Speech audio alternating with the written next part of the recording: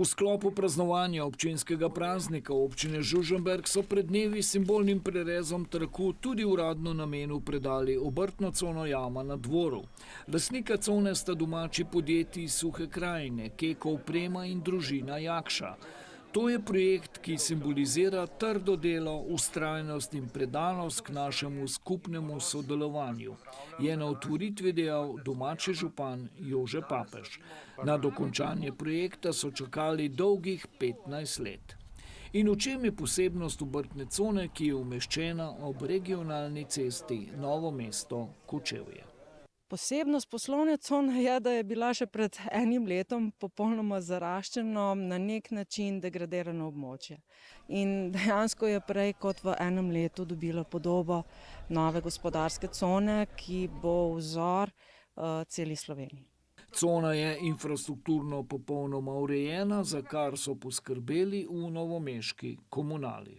Potrebno je zgraditi svojo infrastrukturo, se pravi vodoskrbno omrežje, hidrantno omrežje, odvajanje in čiščenje za odpadne vode, meteorne vode. In s tem doprinesli k višji kakovosti življenja in novim delovnim mestom v občini, še poudari Kekec. Za prihodnji razvoj Suhe krajine in občine Žužemberk je izjemnega pomena, da se je z nakupom večjega dela zemljišč domače podjetje Keko oprema odločilo za trajen obstanek v domačem okolju. V novo zgrajeni hali je v zaključni montaži visokotehnološka proizvodna linija dolžine 50 metrov, katero imajo edini v tem delu sveta.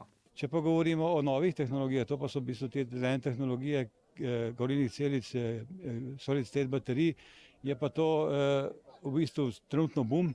Prva faza naložbe, zaključili bodo po poletnih počitnicah, je ocenjena na 5 milijonov evrov, kar bo zagotovilo tudi visokotehnološka delovna mesta. V prvi fazi bo delo na projektu dobilo okrog 20 inženirjev. Vidimo, da teh pol milijona evrov, ki smo jih namenili za to obrtno cono, so dosegli svoj pravi namen, se pravi, prispevali so k razvoju tega dela Slovenije, k dodatnim delovnim mestom in tako naprej. In s tem dejansko dosegamo res neko policentrično razvitost Slovenije. Za celotno ureditev obrtne cone Jama je občina iz proračuna namenila 2,5 milijona evrov. Ker to ni samo cona kot cona, ampak je tudi vzgled vsi tisti, ki se bojo vozili iz smeri Dvora proti Kočevju ali obratno, da bojo videli, kako občina Žužemberk zna delati in pa seveda zmore.